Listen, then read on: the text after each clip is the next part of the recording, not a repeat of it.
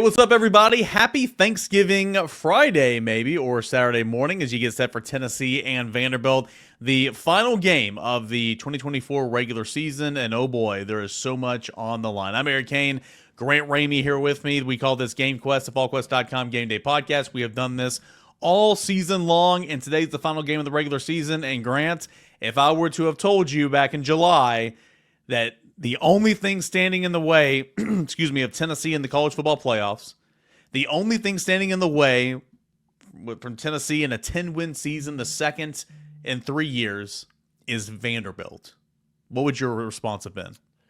I would respond by telling my wife I'm probably going to be out of town December 20th through the 22nd because Tennessee's probably going to be in the first round of the college football playoff. I mean, Tennessee needed help last week. They got more help than they ever could have imagined.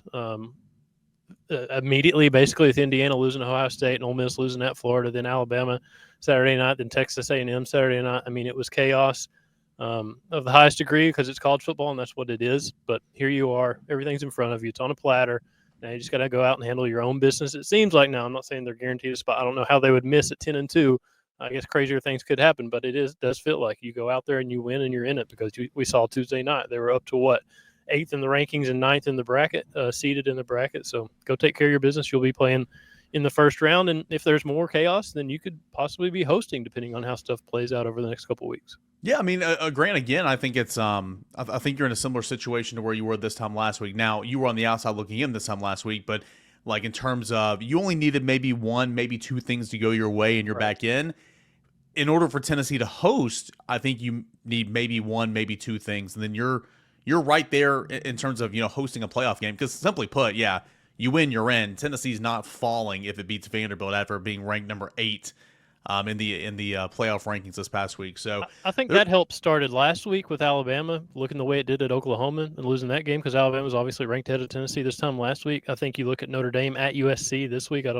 USC's not a very good football team. They've been pretty disappointing all season long, but they're also a football team that went up pretty big on Penn State at home, even though they gave up that game in the second half. But I think that shows you kind of what their potential is. I think that's the game you have to kind of circle in terms of Tennessee needed help last week. They got it. If they need help again this week, I think that's the one you look at because that would help you inch closer to that top 8 seed, I guess. Forget the ranking. Whatever your seed is, 5 through 8 is what you've got to be. And Notre Dame is one of those teams that stand in your way. Hey, this GameQuest is presented by our great friends over at Premier Garage of Knoxville, East Tennessee's #1 provider in custom garage flooring, cabinetry, storage solutions. Be the best Tennessee fan this football season and basketball season that you can be by ordering the Smokey Grey hybrid polymer floor today at PremierGarageKnoxville.com/Vols. PremierGarageKnoxville.com/Vols. We'll hear more from Premier Garage of Knoxville coming up here in about 10 minutes or so. Yeah, man, it's funny what you just said a moment ago. Like, forget your ranking; it's all about seeding because it's just so weird. And they're going to expand in 2026 to, either 14 or 16 teams. And so some of this might be taken care of a little bit, but we got to get away from, the 5th highest projected conference champion getting a bye. I mean, Arizona State, which is that team from the Big 12 right now, is currently ranked 16th. Under the rankings the other day that they're going to bypass South Carolina, Ole Miss, Alabama, and Clemson to get in. That's not fair. Boise State is the 4th highest, and this is where it really is. Boise State is the 4th highest ranked conference champion projected. It is ranked number 11. So you're ranked number 11, by the way, coming off a 2-point win over not a very good team this past weekend. You're ranked number 11, but you're going to jump all the way up to the 4 and get a bye. That's not fair, but it is something that also has been very confusing in terms of rank seeding, and remembering it's not just the Power 4, it's the 4 highest conference champions. Right. And that's why the Big 12, honestly, Tulane, I believe, is ranked 17th or 18th. Big 12 is on life support and just making the playoffs. I think you have to overhaul it. I'm fine with conference champions getting the automatic berth. That's the way it is in the NCAA tournament basketball. I think that's the way it should be for the college football playoff. The getting the bye into the quarterfinals for the top 5 of those conference champions is kind of where I think it needs to be overhauled moving forward whenever they do expand it. Like, if you win your conference, you're in, that's great. Then just seed them how you feel they should be seeded as the selection committee. Like, rank them and seed them accordingly.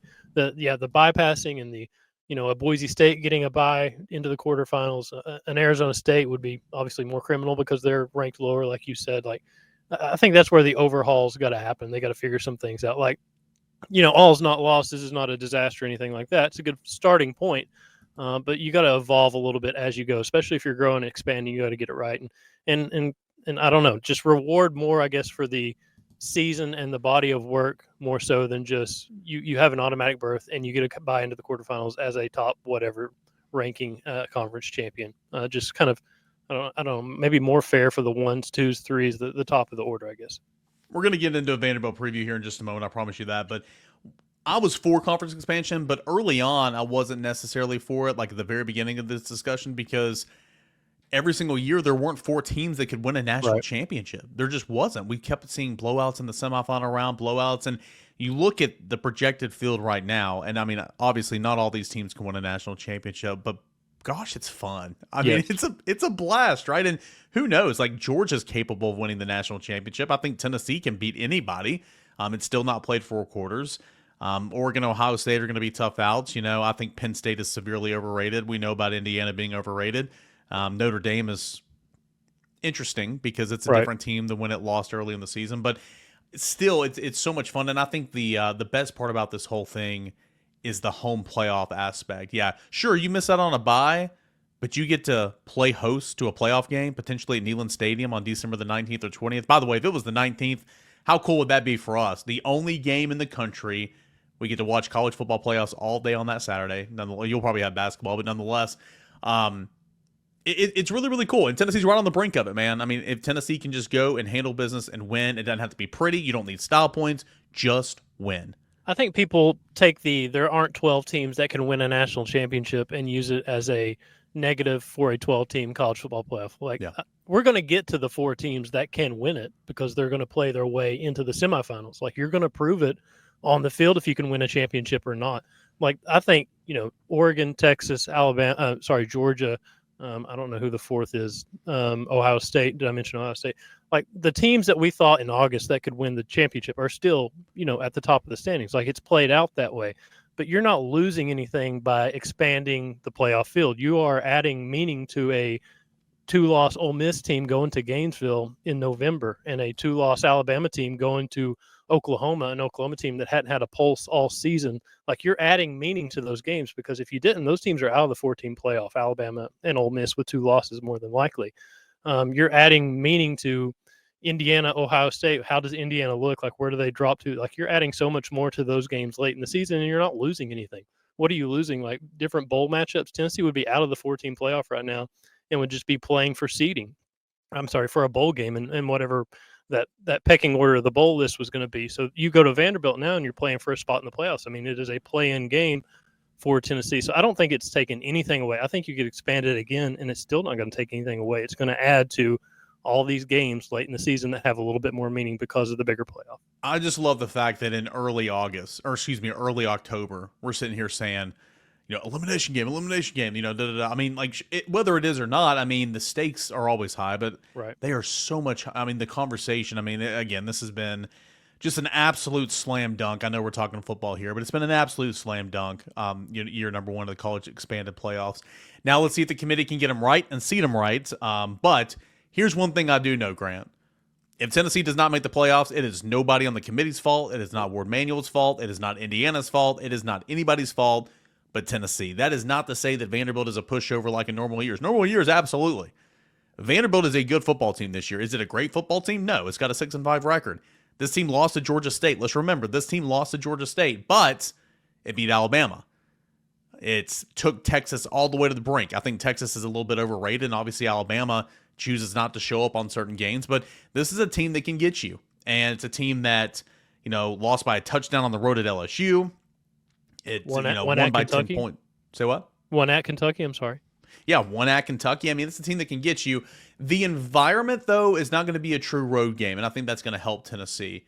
But if I'm Vanderbilt, Grant, oh my gosh, man, already bowl eligible. Clark Lee has done more than save his job this year. But if I can cap this fun season off by knocking Tennessee out of the playoffs or playoff contention, this would make my year. I mean, we use this analogy all the time, and Spencer Rattler, used it on Tennessee a couple years ago. But it's like, this is their Super Bowl. This literally is Vanderbilt's Super Bowl. It would be the biggest win ever, just because of what's at stake for Tennessee.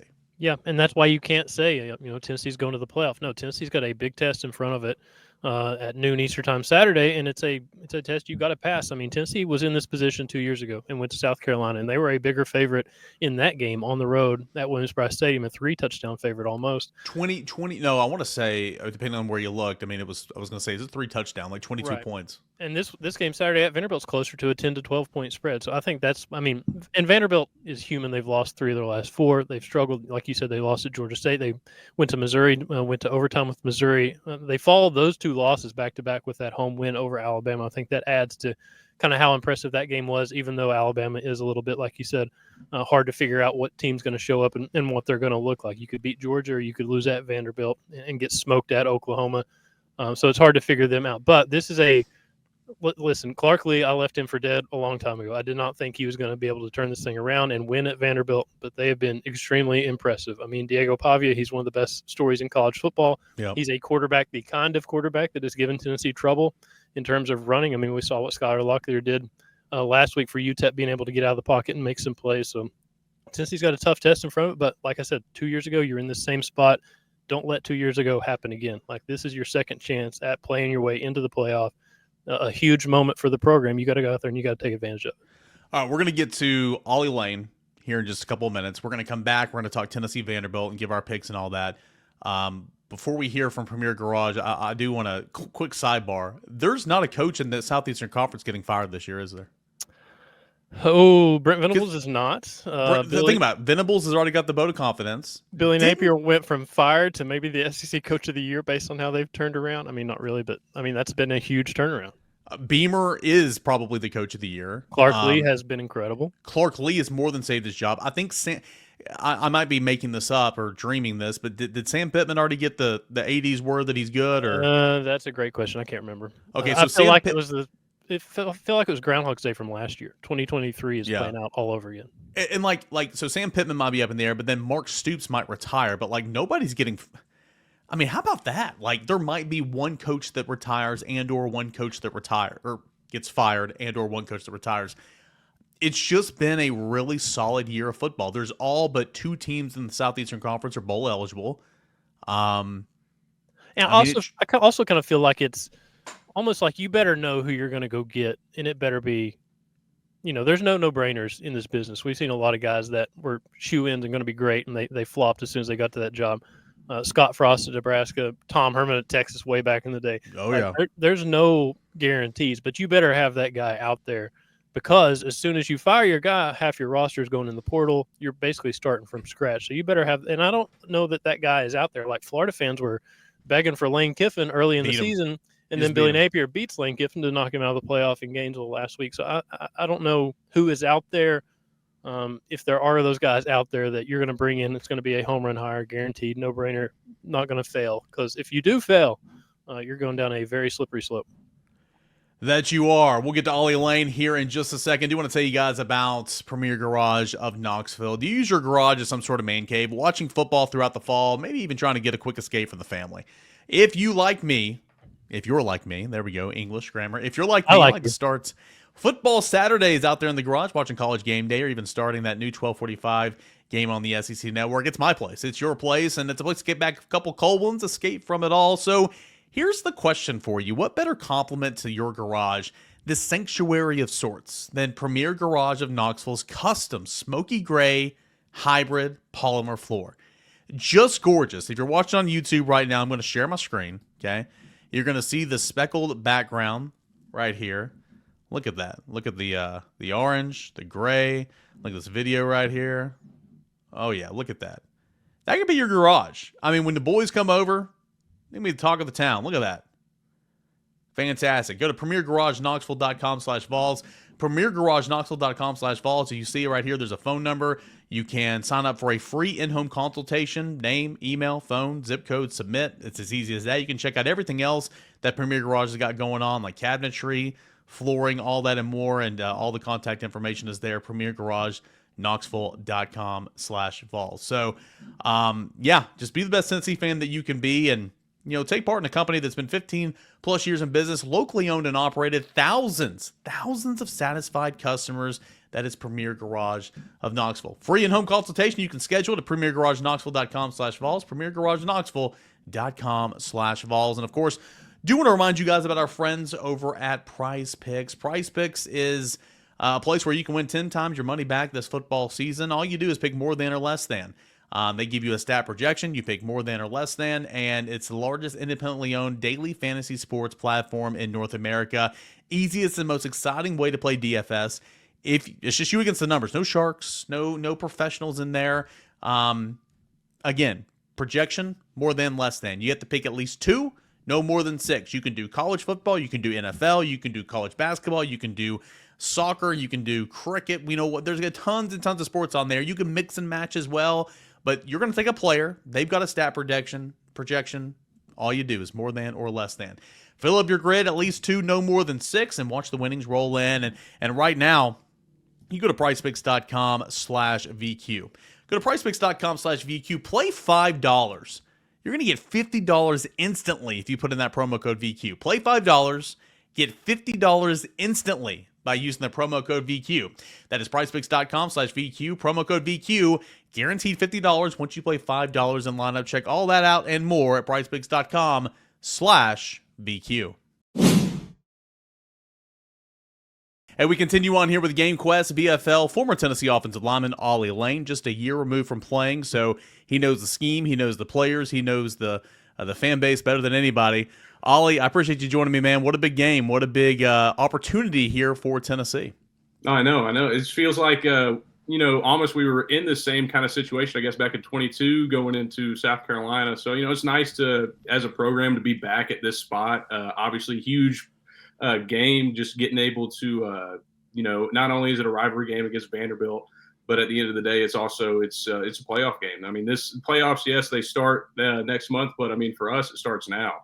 And so, I mean, if you're not juiced up and excited for this one, I don't know what's wrong with you, but this is some high stakes Tennessee football this week. Not to pull at old scabs, but you brought up the South Carolina game in 22. Mm-hmm.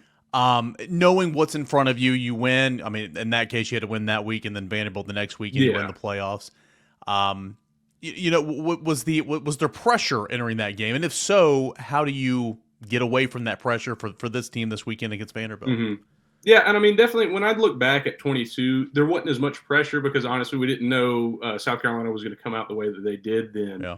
But I mean, I think for this week, for this game in particular, I feel like you don't want to talk about it and add pressure to them. But, at the end of the day, there's a lot of pressure on this game because, we luckily, Lord willing, gave us a bunch of those teams to fall last week, like Ole Miss and Alabama, and put us squarely right where we want to be, back in a spot where we can control our own destiny. And so, I mean, for them, it's just finish this season off the way you want to. This is your last final resume for the playoffs. Give them the last look of what you want Tennessee football to look like as you go, hopefully win it. And then the playoff game, give someone good stuff to look at and see, all right, this is a Tennessee team we really got to take seriously in this first round of the playoffs. Yeah, I mean, of course, 2020 was an awful year, but because of COVID and the way the schedule was, technically there was a home game in the month of December. But man, there's an opportunity. One other team kind of falls. Tennessee, if you handle business, Tennessee obviously could be in position to host, and wouldn't that be something, man? Could you imagine the environment at Neyland Stadium a couple days before Christmas in a playoff game? I mean, it'd be nuts. I mean, it'd be insane. I mean, that would be. I mean, tailgating to a 10. I mean, everybody. I can't imagine anybody would not just would be sitting at their house for that one. They'd be coming out, hanging around the stadium and stuff for that week. And I mean, that's just one would bring so much more national prowess to this program. And I think that's something important to highlight with the ability to get back into a real chase for a championship puts us back on that level with everybody else where we've been trying to get to for, it feels like the last 20 years, ever since 98, just trying to get right back to it. And I mean, this is the first step in what's been a really long road getting to that spot. So it's exciting. Yeah, you mentioned earlier that there's a lot of pressure on this game, and let's be completely frank. I mean, the pressure is all on Tennessee. Number one, you're a favorite. Mm-hmm. Number two, you're playing Vanderbilt. Number three, you're on the road. Number four, obviously, you've got a spot in the college football playoff on the line. This team is very veteran-led. Guys like you in that locker room from last year, still there. Thomas, Eason, I mean, of course, Brew McCoy. I mean, I can go on and on. Do you think the fact that this is a veteran-led team will kind of help control those emotions? And it's easier said than done, I get it, but try to treat it just like another game. Yeah, no, exactly. I mean, that's obviously starts from Coach Heupel, and that's how he preaches it every single week. It's just another game, and it's the biggest game because it's the next one on our schedule.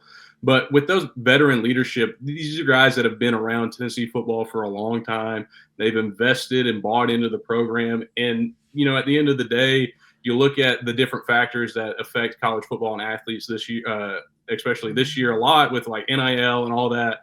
But I mean, the guys that are here, these veteran leaders, truly love the University of Tennessee, and you can see it in the way that they play and the way that they lead the rest of this team. And so, I mean, I think that's going to be a big factor in helping them just kind of calm the nerves a little bit, ease with the pressure, because, you know, they've been a lot of these guys have been in positions like this before. Obviously, not to a grand scheme of you when you're in. But I mean, I think that is going to go a long way in just getting everybody on the right mindset, on the right track, focus to, we got to accomplish the mission. We got to finish this out strong. And then we control what goes on from here. Yeah. I mean, I'm the same way. You don't like not being in control of things, but Tennessee certainly is in exact control of what it can handle. And that's Vanderbilt on Saturday. Let me ask you this. I mean, we kind of talked about it with Florida, Alabama, and all that. What does this Vanderbilt game mean to you? You're a guy that grew up in East Tennessee. History says Tennessee finishes, you know, old history says Tennessee finishes off the regular season beating Vanderbilt and beating Kentucky.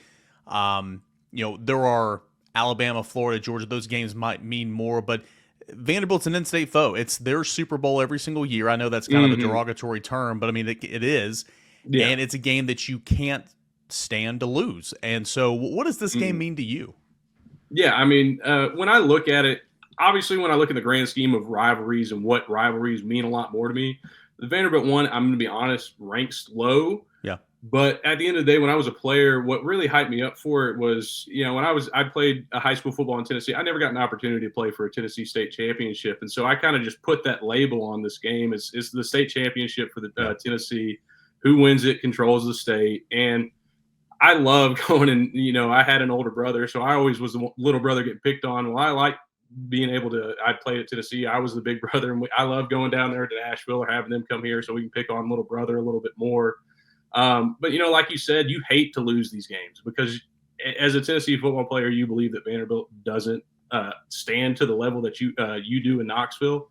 And, I mean, especially with where our fans stretch out to, and our fan base is way bigger than what Vanderbilt's is. And so you want to you go into those games expecting what you expect. But, I mean, when you look at Vanderbilt hates us. They hate us a lot.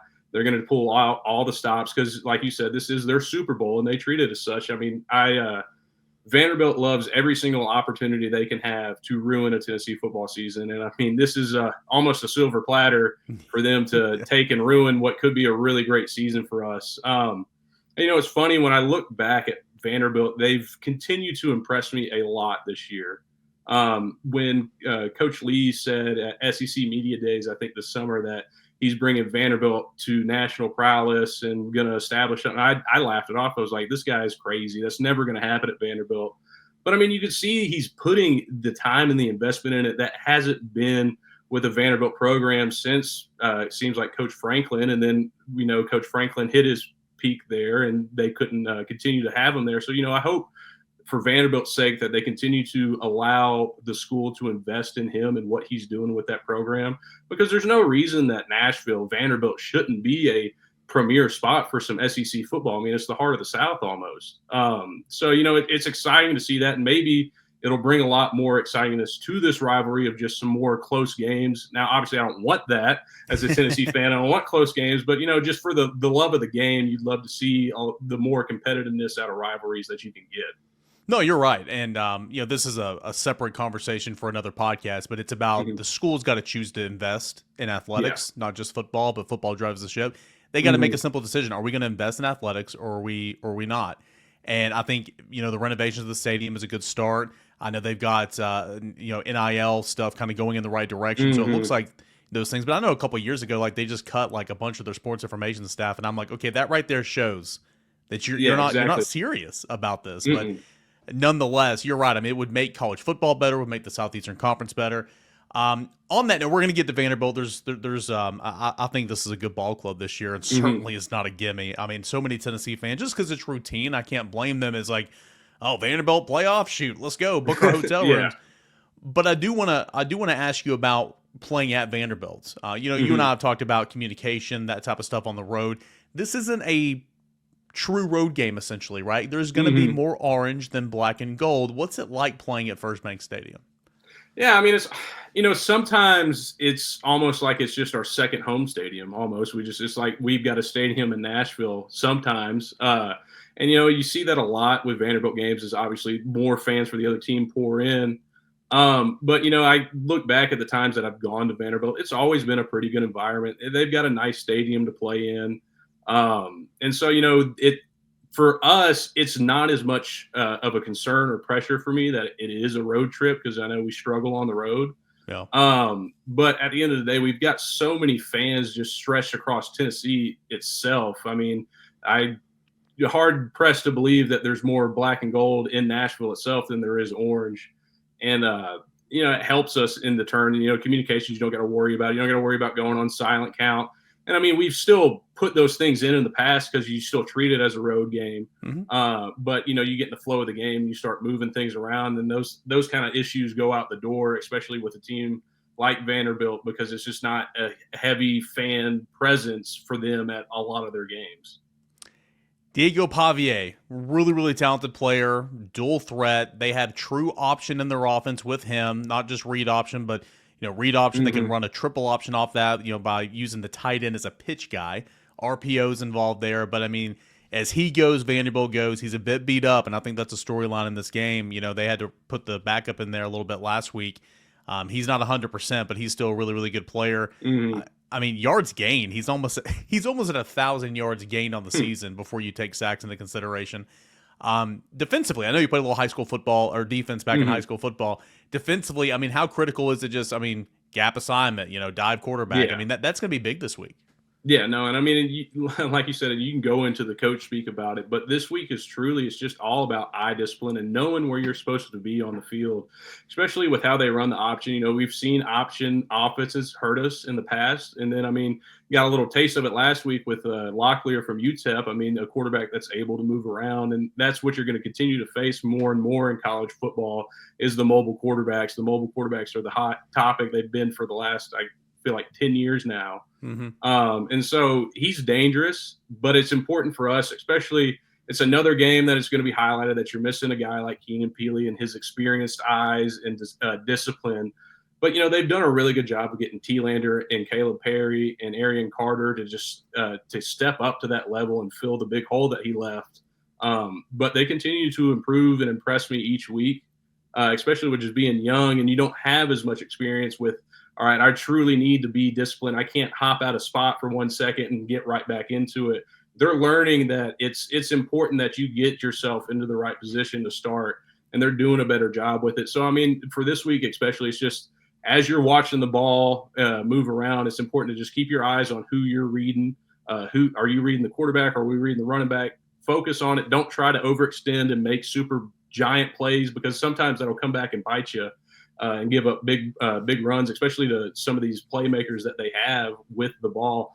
So, it's going to be exciting to see how our defense matches up. But again, like you said, this is another week that is truly just all about gap discipline, eye discipline, and just being where you're supposed to be. Yeah, you brought up a good point, keying on who your key is supposed to be. And, in high school, like if you're playing linebacker in high school, you're taught to read the guards. The guards will take you everywhere, right? Or if you're outside the box, in man on line of scrimmage. In college, at least at my experience at D2, you read that triangle. So the guards will lie to you, right? You read the back, but the guards will lie to you. But if you read through the guards to the back or whoever, that'll take you to the play. Again, you're a football player. I know you didn't play defense at Tennessee, but you're a football player. How difficult is it to, if you're Eason, Thomas, Norman Lott, even James Pierce on the edge, man, you're trying to just get back there and sack the quarterback and trying to make all these moves and everything, but in a game like this, you've got to be anchored in, because if you get flushed out, man, that's a huge lane that opens up. We saw it last week against UTEP a little bit. Being disciplined, how difficult is that as a competitor in that moment? And how do you stay grounded and make sure, like, okay, well, I got to rush the passer, but I got to keep my lane. Yeah, no, and I mean, it goes back to your aggressiveness. I mean, a lot of people, especially this defensive line, they play with a lot of aggression. So you want to cause havoc and chaos, but it's important to know when you can and what plays to do it on. If you're one of the ones that's flushing them and not reading, then yeah, get back there, create chaos. And I know that's what this D-line wants to do. They love getting vertical, pressing blocks back. And so it's just going to be important for them to not get too out of control and too over aggressive with it. Yes, you don't want to say reel it in a little bit, but reel it in just a touch and be able to make some quick cuts on your feet. Because yes, our defense thrives on getting back there and creating chaos. And I mean, especially when I played defense in high school, that's what I wanted to do. You get back there, you create chaos, find the ball later. But with offenses like this, that's not really the best option that you can go with. So it's important to, when you have the opportunities to get back there, create havoc on drop back passes and stuff, do it, make him uncomfortable, but then be set in your shoes, ready to make quick cuts or decisions based upon these read options. The last couple of years, man, you guys have ran the football all over Vanderbilt and just kind of like, licking your chops, getting ready to go again, right? Yeah. This year they've been pretty decent. They're right in the middle of the SEC in defending the run, where like last year, by they weren't even in the same solar system as the rest of the SEC. I think this the keys to this game offensively, get off to a good start, but be who you are, and that's a really good running football team. Where at times the offensive line has struggled to protect. An offensive line is, you were a part of 3 of them. 4 straight years Tennessee has rushed for 2,500 yards. That's never been done in Tennessee history. So I just feel like Tennessee needs to pick up right where it left off, run the football, and allow that to open things up for Nico. Yeah, exactly. And I mean, especially with how important our run game has been to this offense this year, there's no reason that it wouldn't hold true this game. Now, obviously, Vanderbilt's done some things since the last time we played them to improve their defense, and they've had a good defense. But at the end of the day, I believe in our run game, and I know every time that we've played Vanderbilt, it's hammer the run, hammer the run, hammer the run, and it's worked every single time. And Dylan Sampson does a lot of special things with the football back there, and I know he can make a lot of Commodores miss. I've seen it happen in live action, and I'm ready to see it happen again during the game. So, it's one of the big keys that we always looked for when running the ball is, power has always been a great option against the way that Clark Lee likes to structure his defenses. It works out a ton for us. And, you'll see even the added guard tackle counter coming around the edge to kind of clear up a ton of space. We hit them big. I can't even count how many times we ran a plays similar to that last year against them and had so much success.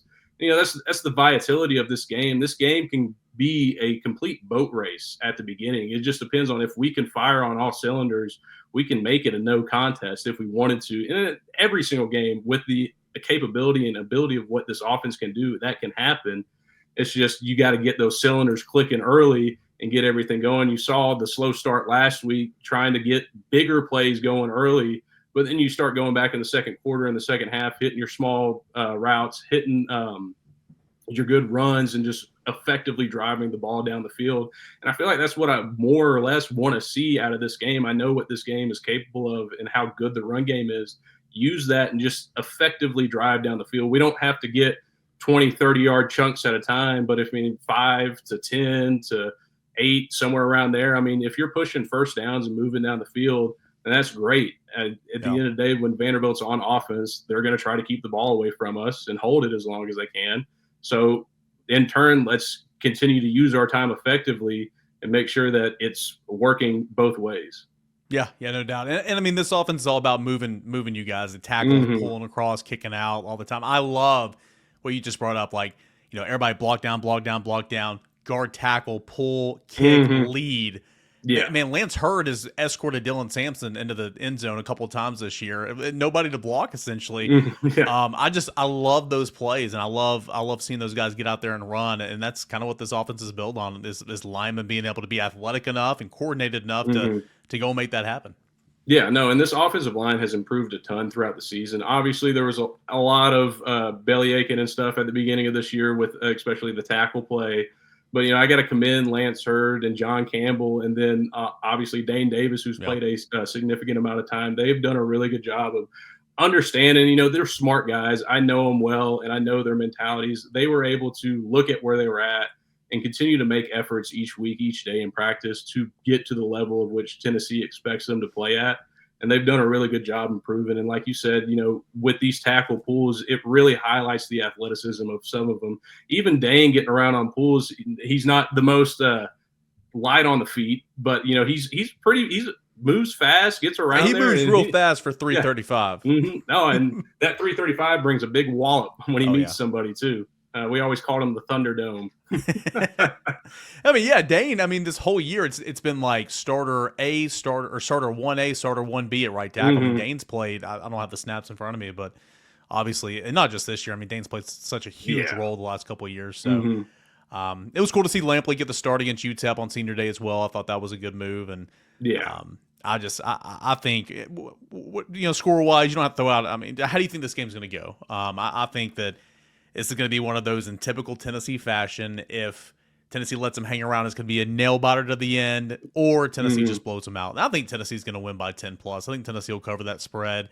I just think better players, better athletes. Tennessee's got the best player on the field, both offensively and defensively. I think they got better coaches, and I think the veterans in that locker room know what's at stake here, and just not simply going to let Vanderbilt keep them from the playoffs. So I think Tennessee wins by 10 plus. What do you think? Yeah, no, I agree. I think I've seen this game play out a ton, and I keep going back to different scenarios of which good Tennessee teams have gone up there and laid an egg and not played good. I keep thinking back to 2016 specifically, and just thinking of Dobbs and Kamara going up there and what happened. But I know this team. I know the players on it. That leadership, they know what's at stake. They haven't had this opportunity to be in the playoffs since 22, and they want to get right back in it. Like you said, our talent's a lot better than theirs. I think you might see some slowness like we have periodically throughout the season. But, like you said, I'm thinking 10, 14 plus that we secure a win here. You might let them play around for a while. But with the Pavia already banged up, I think our defense goes ahead and gets him out. And then they're kind of struggling, scrounging around, trying to figure out some life in them. And we just ended up snuffing it out. I want to say somewhere around 35 to 17, anywhere between 17 and 24-ish makes sense to me for Vanderbilt. But 35 sounds like the right number for us. And maybe even 42. And honestly, it depends on how effective we can get that run game going at first, because I know against them, run games have made big plays for us. Yeah, it's funny. Like I already recorded the end of this show before I talked to you, and my score prediction is going to be, spoilers, 35-21. And everybody's like, oh, Vanderbilt scored over 20 points. Only Georgia's done that. I mean, Diego's going to make plays, man. Papia's going to make plays. And this is not the just team you're just going to throw to the side like normal. This team's got talent. It's beat Alabama. It's beat Auburn by 10 on the road. It hung with LSU. It took Texas all the way down to the wire. It's also the same team that lost to Georgia State, but like this is a talented team. They'll make some plays. Yeah, no, and I mean Vanderbilt obviously, like I said earlier, loves to ruin our seasons, and I mean they're going to be fired up for it, and they've been fired up for a lot of the games they've played. I mean that's the one thing that I'm really impressed with Vanderbilt is every single game it hasn't been just a cakewalk for the other team like it normally is for Vanderbilt. And I mean even for them, I can't remember the last time Vandy's gone on the road, especially to Auburn, and win a football game is insane. So, I mean, this team at the end of the day for Vanderbilt has a lot to pat their back on, and I'm sure they are looking for a lot more too. Should be a good one, man. If you win, you're in, and hopefully you and I will be talking again here in a couple of weeks about Tennessee's. Man, it would be great if you could win here and then host. That'd be awesome. Yeah. Nonetheless, looking forward to seeing what happens, man. As always, Ollie, I really appreciate your perspective, man. Yeah, no problem. Thanks for having me on. Great stuff as always there from former Tennessee offensive lineman Ollie Lane that has played in this football game, I guess 5 times, been around it for 6 times. I don't know. COVID years are confusing, but a guy that knows what Tennessee and Vanderbilt's all about, a guy that knows what playing at historic First Bank Stadium is all about, and a guy that knows what's on the line here for Tennessee. He was a part of that game 22 when everything was in front of them. They came up short, and Grant a chance this Saturday to not do that and come away with a win and make the college football playoff. Okay, so the story for Vanderbilt is quarterback Diego Pavia. Okay, he goes, they go. It's as simple as that. We've talked about it all week long. He can sling it a little bit, 60% completion, 16 touchdowns, 3 interceptions. He can run it. They will have design runs for him. They will have read option runs for him. It's a true option quarterback dive pitch. 825 yards gained.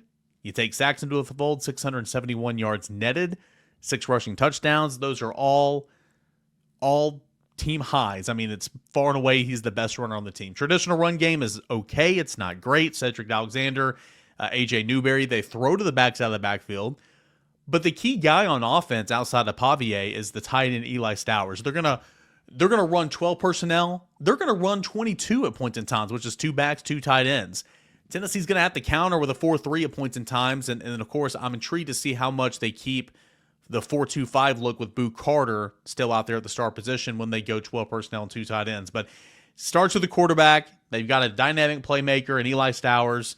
This is an offense that's going to try to keep the football away from you, Grant, and Tennessee has got to get off the field defensively. They do. Going to be a really good test of discipline, of getting after the passer without losing contain, of being super aggressive without, letting him out of the pocket and make big plays, testing the middle of the field defensively. We've seen a lot of teams take advantage of Tennessee in the middle of the field, especially in that 4-3 look. If you do go 4-3, how much do you do it, and what do your linebackers look like? What combos do you have out there?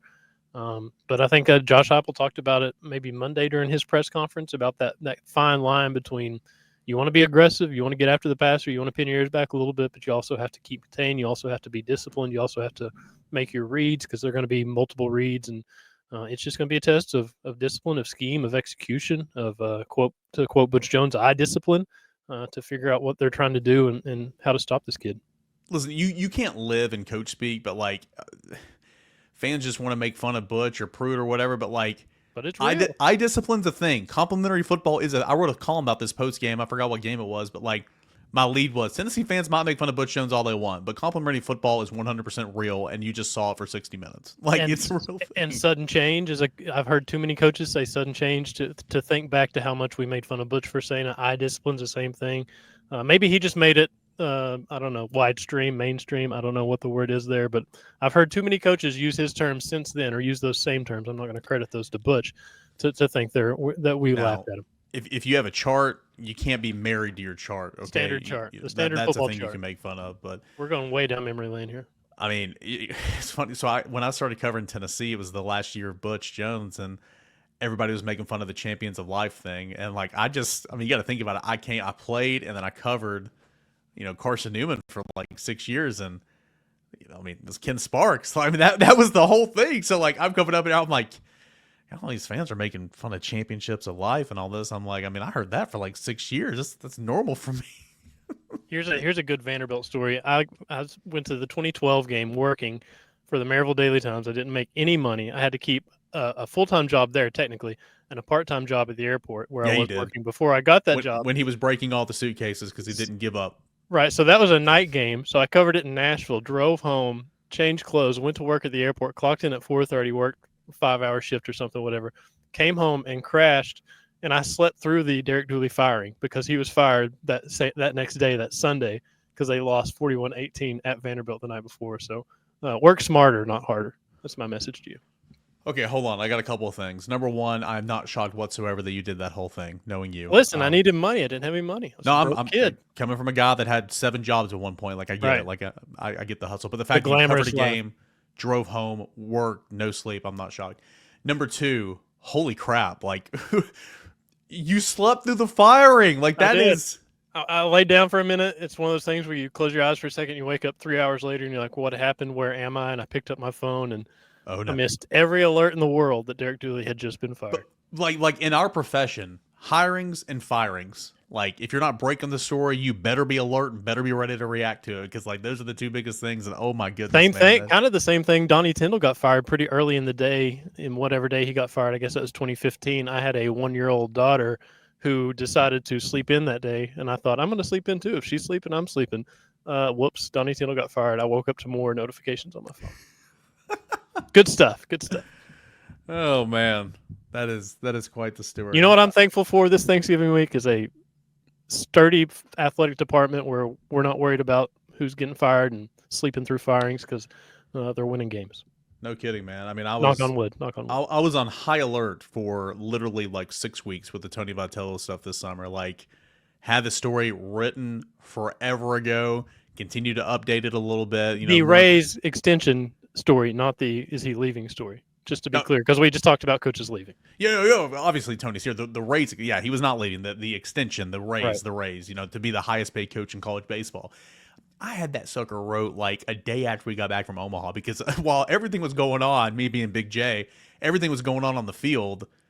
I went over and talked to somebody. I'm like, all right, when's this extension happening? So like I was getting ready to roll. I don't want to refresh every single day for the next 2 months trying to figure out if I'm going to miss it. I don't want to miss it. And then, of course, you know, for 6 weeks, that's exactly what we did. Right. Well, can we go with it now? Can we go with no? Wait on this. But anyway, that's the beautiful thing about our profession. But back to Vanderbilt's. One thing, like if you look at the stat sheet, man, like defensively, they were dead last in pretty much everything last year.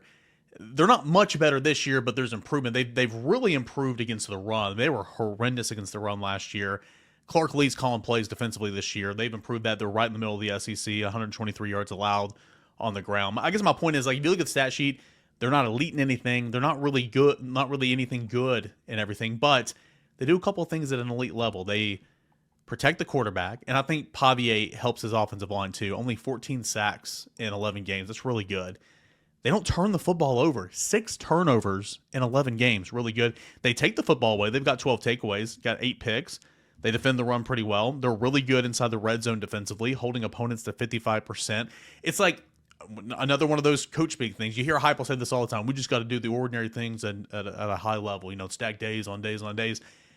That's kind of what Vanderbilt does. Like, they do the little things correctly, and it gives them a chance to go and knock off Alabama, Texas, and all that. And you know, it might have an opportunity against Tennessee. Tennessee doesn't need to let them have that opportunity, though. They do the stuff that's kind of a recipe to how to win football games. Yeah. Take care of your quarterback, stop the run, take care of the football, don't turn it over, don't give extra possessions to the other team. And they kind of do the things that Tennessee has done well, executed well in areas they've executed in to win football games. Like they've got after the passer, they've forced turnovers, they've ran the football.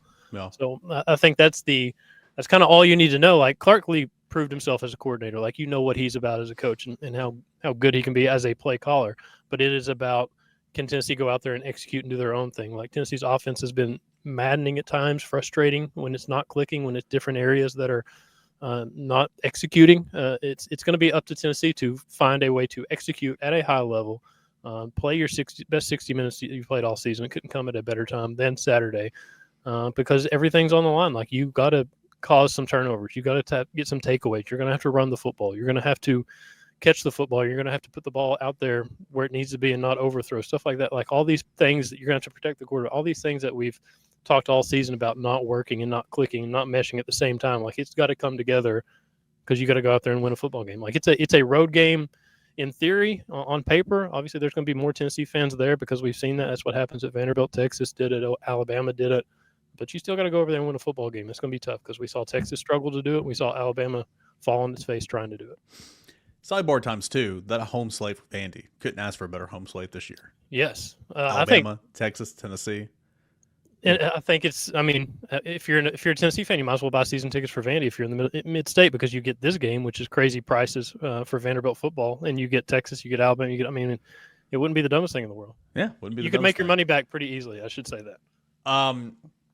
I think, offense got to roll. I think getting off to a quick start. I think running the football. Same song and dance. We talk about it every week. In this game, if I'm Vanderbilt right now, I'm like, okay, I'm the underdog. Okay. If I'm going to pull off this upset, these things have to happen. If I'm Vanderbilt, I have got to win special teams. And Vanderbilt is really good on special teams. Brock Taylor, Knoxville Catholic, they would love to show the University of Tennessee that they missed on him and took Max Gilbert, right? He's 17-20, 85%. He has 5 field goals this year exceeding 50 yards. Ain't bad, right? 57 yards is long. Brock Taylor's been phenomenal for them in terms of kicking. 20 of his 33 boots on kickoff have gone into the end zone. The punter's been pretty decent. The punt returner, very comparable to Boo Carter, Martell Height. 1 punt return for a touchdown, 16 returns, averaging 16.1 yards per return. Boo Carter in 12 returns is averaging 16.3 yards. So if I am Vanderbilt, I'm like, I've got to win special teams. If I'm Tennessee, you can't let them win special teams, right? Like, make a stop and all that. We'll see if Brock Taylor can boot it through, but coverage units got to be good. You can't let them have, flip field position. You got to boot the ball into the end zone. Like, field position is going to be huge in this game because, again, if Vanderbilt's going to pull off the upset, they've got to use that phase of the game to help. And if I'm Tennessee, I need to squash it. Yeah, Boo Carter's been a revelation kind of a punt returner with the stuff he's been able to do. He's been really, really close to breaking a few. He's also been a really dangerous in terms of what he's trying to catch, and you just hope that disaster doesn't strike in a game like this, in a moment like this. Like, you need Max Gilbert to be the Max Gilbert we've seen for most of the season outside of that one stretch where he was, 1 for 6 and 6 kicks. And he's recovered since then. He was good before that. Like, that's who you need him to be. You need Jackson Ross to be Jackson Ross and punt the ball well. 100%. You better win in special teams because, as Eric Cain likes to say and write, it is a 3-phase football game. You better play complementary football, even in that phase. But yeah, if Boo Carter could break one, that's huge. If you give up one, that's huge too. I mean, we saw it with Florida back in October. I mean, they almost won that football game because of the special teams plays they made in the second half.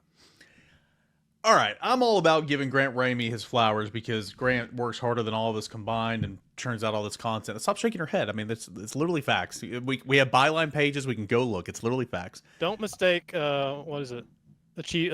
What is it? Something for achievement. Busyness? I can't remember. I don't know. You're stupid. Yes, I am. Thank you. But you work way harder than we do. So I'm all about giving Grant his flowers. I got it. Don't mistake activity for achievement. Okay, carry on. Carry on. Sorry. Grant was perfect on his game. I don't know if you had this in our GameQuest podcast, but on the written side, you yes, did. I did. I try to match the scores. I tried to too, but to writing. Oftentimes I forget. 56-0. So congratulations. But I'm also going to pat myself on the back because I said Brew McCoy 2 touchdowns, and it happened. The guy got his cookies. Guy got his cookies. I me a bold prediction. I thought my score was going to get ruined by that almost safety with 30 seconds left. I thought it was going to be 58-0. I was going to miss it by 2 points. The nerve. I was going to get burned by the safeties that I was predicting earlier in the season. What a coincidence. Yes, you were. Also, I'm pretty sure that should have been a safety. And Tennessee's had 7 near safeties. What's going on this season? I don't remember 2 safeties the last 12 years, and now it's every other week they've flirted with one. Yeah.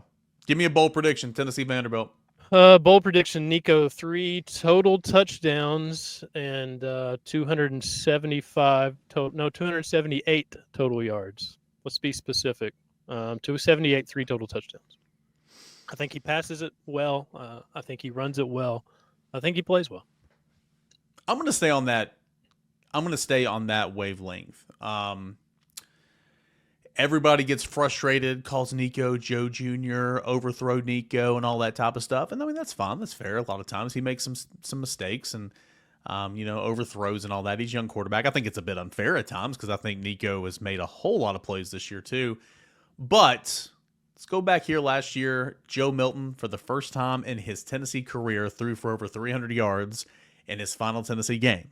That was against Vanderbilt. He scored 6 total touchdowns, and that was the most since 2002 or whatever for Tennessee. Joe Milton went off against the Commodore. So Nico Iamaleava is going to go off. Everything is on the line. You got to go to the mid-state, and you got to beat your little brother. That's as simple as it. Now, I'm not trying to disrespect Vanderbilt because they've had a fine year. There's some players. I think Clark Lee's done a heck of a job. End of the day, though, if you're Tennessee, it's a game you better go out there and win. You can't assume the win, and too many in the fan base, I think, are assuming the win. But at the end of the day, it's Vanderbilt in your way. So I think Nico's going to go out there and have that game. Go ahead. Do you think Nico's... Go ahead. I was going to say, I think Nico is just going to go out there and just dominate. I think this is his game. And I think, 4 total touchdowns, and he throws for 330. Do you realize what Joe did on his last play of that game? Do you think Nico's going to do the same? He scores the touchdown. He kind of somersaults forward in the end zone. He gets up and he crowns himself. Oh. This is bad audio because you can't see me, but he crowns himself. You think Nico's going to I beat a really bad Vanderbilt team. Let me put my crown on. Oh, I don't think Nico crowns himself. No. There's a very good photo of it too. I'll have to pull up the photo where it is straight up Joe using his hands to crown himself in the end zone. Whatever it was against Vanderbilt. And Joe played pretty well in 2022, did he not, at Vanderbilt? I know they ran for 7,000 yards, and everybody. Yeah, on the that was roster the had a year. 75 That was the year yard where touchdown run. Jabari, Jalen, and Dylan all ran for over 100 yards. I'm pretty sure. Dylan Sampson had like 132 yards on like 5 carries because he busted one for like 70. It was really windy and sideways rainy that game, and they tried to take a couple shots to Nashville native, and now I believe he's still playing for Wake Forest, Walker Merrill. They tried to take a couple shots down the field, but I don't think any of them hit. But yeah, I think he played decently. I just remember he went off in that Vanderbilt game last year. But I think Nico goes off in this one. I think he punches Tennessee's tickets to the college football playoffs. Give me 4 total touchdowns. Give me 330 through the air for Nico Iamaleava, which brings us to our game predictions. Grant Ramey, you got Vanderbilt winning by how much? I got Tennessee winning 30-13. I don't know if that's 3 touchdowns and 3 field goals. Is that math right? I don't know if it's 4 touchdowns and a 47th safety or near safety of the season. I think there's too much on the line. They got burned a couple years ago when everything was on the line. I think Josh Heupel and his staff remember that. I think they have to make a point to not let that happen again because you're playing for too much. This is a moment in your program where you got to take that next step. And I don't know how far the first round of the playoff is in terms of taking that next step forward, but you got to get there. Like, this is your opportunity. Everything happened that you needed to happen last week. Now it's up to you to go out there and take care of your own business to stake your own spot in the 12-team playoff. So go out and do it. Find a way to do it. 30-13. Closer game than probably the score indicates because Vanderbilt's a tough team, and I don't expect them to, like you're talking about earlier, what better thing could happen for them to keep Tennessee out of the playoff, to win that football game, to win that rivalry game. But Tennessee got to find a way to win at 30-13. And for that reason, I think they're going to make some plays. Pavier's going to make some plays. Stowers is going to make some plays. They're going to score some points. I think Vanderbilt will be the second team all year that exceeds 20 points over Tennessee. I do, simply because of what this game means for them, and Tennessee just simply never makes it easy. There will be threads all over the board on Friday wanting Nico canned and Heupel fired because Tennessee is not winning at that point in the game, and then Tennessee's going to come and take over. As simple as that. Tennessee's going to come and play the rest of the football game and take over. And I have Tennessee winning 35-21. I have Tennessee winning. Covering that 10.5 point spread, 35-21 would hit the over for sure at 48.5. And I think Tennessee is just clearly the better team. Spoke with Boogie Bentley early in the week, and he said simply, Tennessee's got better players. And I agree with that. I think Tennessee's got better players. And here's a question. Do you like that it's an 11 a.m. local time kickoff? Because I think that's better. I think it's better than waiting around all day, play a night game, another night game. I think, and Tennessee has, obviously these were previous teams, but under Josh Heupel, Tennessee's played well in those noon kickoffs. I think it's a benefit to wake up, go play football, take care of your business. Don't sit around, wait on it all day. I completely agree. And, last week was a 1 o'clock local time. Right. This week it's an 11 o'clock local time. So it's very much waking up, going to practice. And I know Tennessee started off slow offensively last week, but I agree with you. I think it doesn't hurt Tennessee. I don't think it's a huge emphasis on how they're going to run away with it, but I don't think it hurts. I think the bigger question, Grant, and I know people are laughing and rolling their eyes and everything, but I think there's something to it here. It's going to be cold. Matt Ray, thoughts and prayers on that sideline. It's going to be cold. Nico's from Southern California. Like, literally, this will be the coldest weather he's ever played in. I don't think it's going to be a huge deal. Maybe I'm making a mountain out of a molehill, as my mother would say, just for bringing it up. But that intrigues me a little bit more on how a quarterback's going to play in this cold weather. What if the cold weather unlocks him? Like, cold weather Nico, get out of his way. That'd be awesome. Then he'll get drafted by the Green Bay Packers and be their 14th straight Hall of Fame quarterback and continue to torture my life. That's another topic for another day. Oh, beat them Chicago Bears. It's not funny. Beat them. All right. Tennessee's going to look to beat Vanderbilt on Saturday. And, of course, we're going to have coverage leading up to kickoff, during the game, after kickoff. Tennessee will not be playing the next week, but eagerly will be awaiting those college football playoff rankings if Tennessee wins. But, of course, you got to go handle business. Win, lose, or draw, the reaction is going to be aplenty over at Volquest.com. So check us out. As always, do want to give a shout out to our friends, our presenting sponsor of the GameQuest podcast. That is Premier Garage of Knoxville.com. East Tennessee's #1 provider of custom garage flooring, cabinetry, and storage solutions. Be the best Tennessee fan this football season by ordering the Smokey Grey hybrid polymer floor today. You can go to PremierGarageKnoxville.com/Vols. That is PremierGarageKnoxville.com/Vols. to schedule your in-home consultation today with Premier Garage of Knoxville. For Grant Ramey, Ollie Lane, former Vol. Thanks so much for him joining the show. I'm Eric Cain. Thank you guys for listening. Hope everybody had a happy Thanksgiving, and hopefully the good times will continue to roll this weekend with a win over Vanderbilt in Tennessee. We'll see if we go into the college football playoffs. All that and more right here at Volquest.com.